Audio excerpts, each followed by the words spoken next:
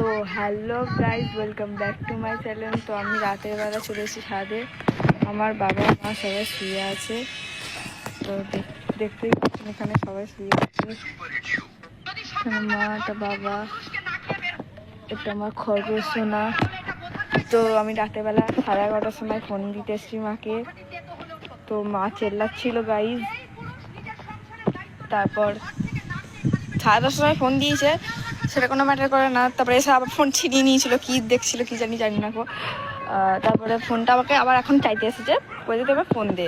আবার ফোন দিয়ে দিয়েছি, বলছে ওখানে কী সব শুনছে উল্টো উল্টো উল্টো জানি না গো। তো দাঁড়ান আমি দেখাচ্ছি আমার বাইরেটা।